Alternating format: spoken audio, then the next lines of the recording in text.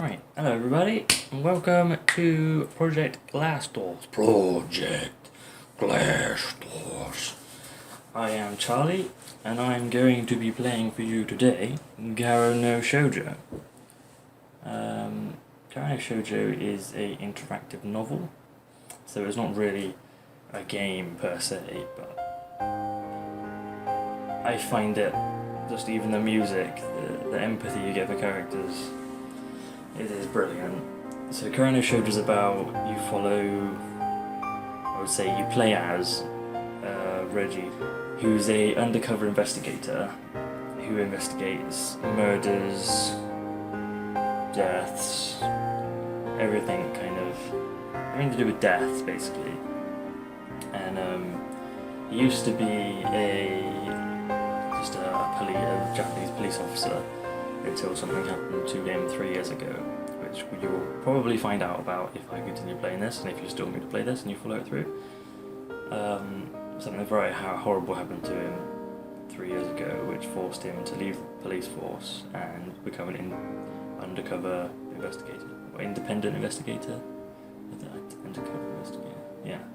Anyway, so this game is so good. I'm just going to refer to it as a game, but it is an interactive novel. It follows him through his life after that event. His sister, his friend who's in the police force, and it's gameplay-wise, you make decisions, which will affect the storyline, affect you, affect your family in the game, affect your friends in the game, affect the victims you have in the game, figure out whether you actually find the criminal or not. There's mini games in it, investigation mini games, which you have to be given a site of someone's death or a crime. You have to find clues around that, and these clues will help you figure out more about your criminal. These clues will open up paths for you, allow you to have evidence to accuse people that you do not already know about. And if you miss out on these clues, they can severely hit your chance of finding the right guy. And more often than not, in Garo no Shoujo, if you screw up, you're next on the line, because you'll screw up Reggie's attempt to do something, and then he will be in the firing line normally, or someone that he is close to him, someone that he's trying to look after will get hit. Oh god, my eyes are watering already. It's just so empathy. When I play it, I find it so, it's nostalgic. It's just, like for him and his family and everything. And when you find out what he's gone through as well, it makes it an emotional feels train, not just a game. It's an emotional feels train. You can't stop the feels train. But anyway, right, I'm going to start now. This episode will probably be an introductory episode, because it does take you, it's a bit slow to get into, because it obviously has to introduce you to a lot of characters, get you set up as you know who you are, you know what you're doing, you know, etc, before you actually are given any choices in the game or any investigations to do. So this episode will probably just be me warming up, me showing you who your guy is, your guy's family, what he does, etc. So that's what this episode is going to be about, and all the weird little bits inside. One other thing I'd like to add is that Garo no Shoujo is very driven on demons and dark beings and people getting karma. People who do negative things in their life will have negative things repercussion onto them. This game is very heavy on that. I like that concept, and Reggie himself, he's a very book man. He reads up on all this stuff during the game, and you'll see him trying to apply some, I can't remember what the books are called, but the books are very good. I read one of the books myself, and he'll try and apply the books that he reads onto his investigation to try and come up with trying to get into the guys' minds, why they're doing this, why why they're killing people for doing these certain things, and what's going to come next, and all this really good really meaty investigation stuff that I really love. So without further ado, I'm going to intro. During cutscenes and stuff, well, there's not really cutscenes, but during bits where they're talking, I won't talk. And I'm going to read out everything to start with, but if people watch it and they don't want me to do that, I won't do that. And if they want me to do that, I will continue doing it. But anyway, I'm going to stop stalling for time now and I'm going to play. So join me on this emotional roller coaster of death and destruction and empathy. Prologue, the Phantom Castle.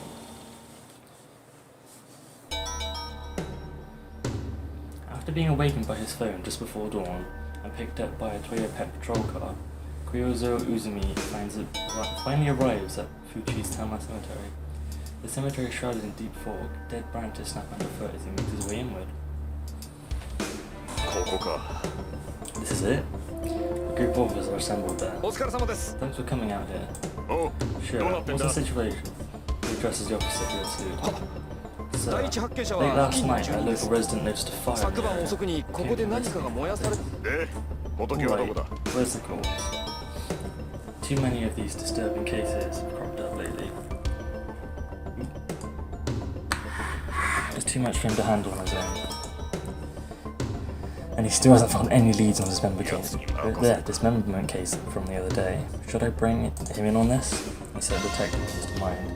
One was always taking his notice of cases like this. Reggie, so this is the main guy, this is who you play as. This case is right up his alley.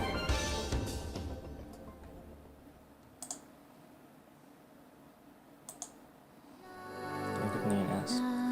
What it likes to do as well, this game, it puts you in loads of different people's shoes. So that was one of Reggie's old friends, the detective at that point. And this will put you... I don't know who this is. In exchange for a small black egg, she received a torso, right arm, right leg, and left leg. However, she still lacked a head. She surveyed her surroundings, but could not glimpse anything else. This won't do. What am I to do? I can't complete mother like this, she reflected. No matter whose head she obtained, it would never have her mother's face. Oh, mother, where could your face be? She asked this of a large black egg, wherever it did not answer. Oh, mother, my mother inside of here. Could your face be within this shell? With that thought in mind, she could no longer wait. She put the large black egg on the ground and raised a large black stone aloft with both her hands. Halt! Thou must not break the shell. The words of her mother inside the egg did not reach the girl's ears. She swung the black rock downwards. Crash! A clear sound rang out. Cracks appeared on a large black egg, scattering bits of shell. Mother, where are you?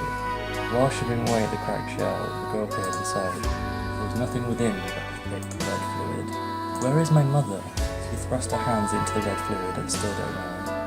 But her fingers did not grasp her mother's head. The red fluid inside the large bucket leaked out through the cracks in the shell, and in an instant the ground was stained red.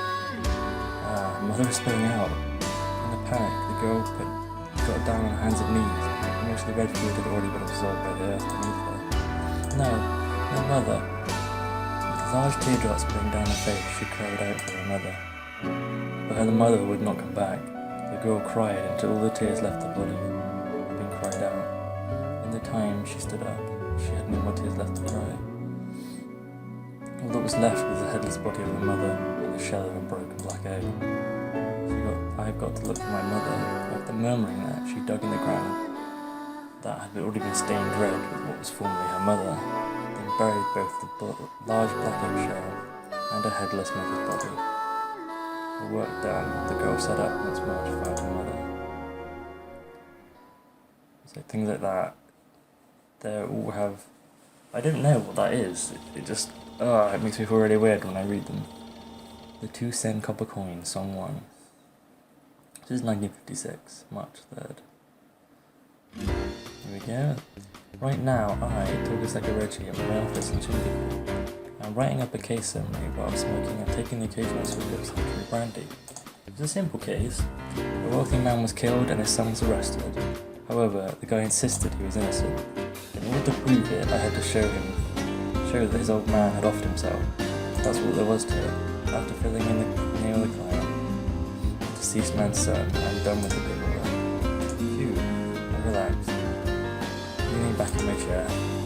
my cigarette out on the ashtray, I pull the flash from my case and light it. The smoke drives towards the ceiling to be dispersed by the fire.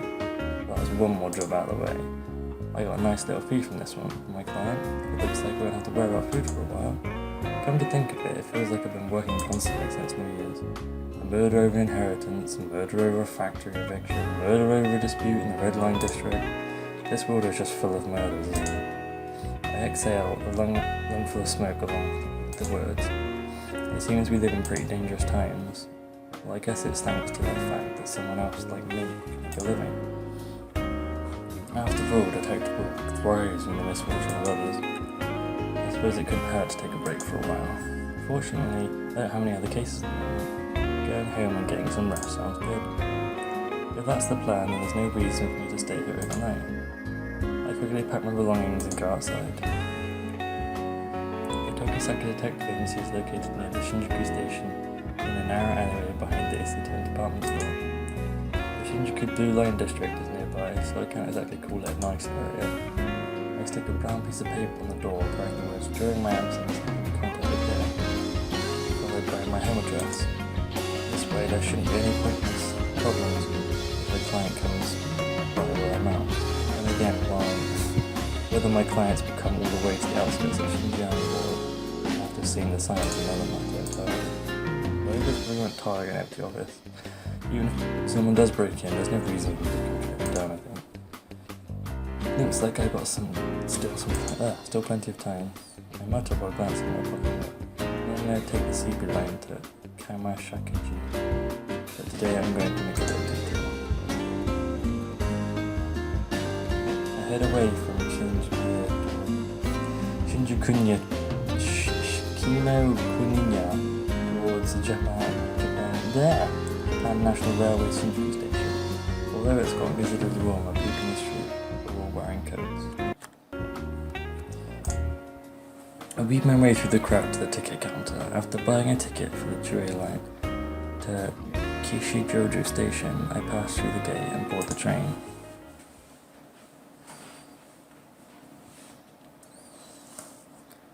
By the time I arrive at Kinjujojo, it's already past 11. Leaving the station via the north exit, I cut through the shopping district, which still retains trace of its black market roots. Formulise my destination. A simple cafe, Moonworld. Their coffee and pastry is delicious. There's a lot of cafes here on the outside of... cafes near my office in Shinjuku, but I frequently make the trek to this place. One of the reasons being that it's run by an old friend of mine. Sorry, we're closed for the night. Kyoko, it's me! Oh, Tokusuka-kun. Seeing my face, Hazuki Kyoko stops wiping the counter. Could I get a cup of coffee? Maybe one now will take a bit of time. Is that alright with you? Kyoko gestures towards an empty pot in the hand. If it's going to be a while, then a hot water shochu will be fine. Really? Well then, I suppose I have one too. Kyoko turns and takes the bottle of shochu off the shelf. Is it alright for you to be drinking? Well, we're already closed. Thank you, babes. Kyoko adds a shochu to a pair of tumblers filled with the hot water. Liquids mixed inside the glasses. Here you go. Kyoko comes out from behind the counter and takes a glass. She starts to sit on the stool, but instead picks up the apron that was hanging off of it. Oh, she must have left this out. She? I asked, reacting to the resigned tone underlying her words. Yeah, I hired her recently. I told you about her before, right? Now that she mentions it, I don't remember whether she told me or not. She lives here, too. She's in her room. Would you like me to get her? Nah, it's fine. It's pretty late anyway. I tilt the glass and the mild shochu slides down my throat. Really? With that, she brings her own glass to her mouth. Whoa, that's good. Yeah, it's certainly not your run-of-the-mill casatori. Of course not, it's probably barley shochu. I know. Seeing Kyoko puff out her cheeks in indignation, I tried to soothe her. We don't really serve alcohol here, but I've got a nice selection all the same. I've noticed. Hey, are you already drunk? You're kidding, I wouldn't get drunk with this much. Kyoko glances down at her glass as she speaks. There are times when I do want to get drunk though. She sighs. Yeah, I nod in agreement. There are times when nothing else will do. Times when I just want to get drunk and forget about everything. A lot of things have happened to us in the past. Well, I'm busy right now, so I can't get that far. Maybe something act cheerful as I'm trying to shake off the memories. That's for the best, really. I didn't want to come here for heart to heart. How's the work? Everything going well? Yeah, I solved a case, so it looks like I have a little free time. That's good to hear. If you work too hard, your body will give out. Then it's all over. You don't have to worry, that won't happen to me. I like to believe that. Kyoko's expression turns worried. I guess there's nothing I can do about that. Her husband passed away a while ago. You should really get some rest during a break. Yeah, I know. I drain the remaining shoju from the bottom of my glass and stand up. I'm going home and sleeping. What way are you? I pull out my wallet as I ask. Today's drinks on the house. I open 2 afterwards. Don't worry, I just got paid so we can afford it. Maybe we just feel like treating you. Is that so? Well then, I appreciate your generosity. Thanks. I'll come again. Good night. Good night, Tobisaki-kun. Kyoko seems me to the door. Looks like the train's not running anymore. Well then, walking home isn't too bad. Fortified by the warmth of the shochu, I force myself to walk into the chill of the street. And the side story? Well, not side story, but we'll see. I really, really love her. I love every single part of her. Her legs, her hips, her fingers, her neck, her eyes and her hair. She's perfection. The likes of me could never hope to reach her, no matter how hard I try. Even so, she has descended to stand here with me at this moment. There can be no doubt she's here, right beside me. The wind feels great. Her voice is clear. I steal a glance at her profile. She's leaning on the fence surrounding the pool. Her long, glossy black hair flutters and dances in the wind. Her expression is almost like a doll's, and yet she has the beautiful face of a goddess, overflowing with the essence of life. Countless times I've been driven to the verge of stealing a kiss from that face. From those lips, I can never bring myself to do it. For one thing, I'm not a lesbian, and neither is she. My greatest fear is incurring her displeasure. Of all people, I'd never want to be hated by her. I wouldn't care if every other person on the earth hated me. The truth is, I know that I'm despised around the academy. I'm a person of no particular note. I'm surrounded by a bunch of girls from good families who wouldn't bat an eyelid if they were called as mistress. They were dressed as mistress. The daughter of an impoverished pigment maker would never find herself in the position to speak on equivalent terms. Why am I in this place? I wondered that every day.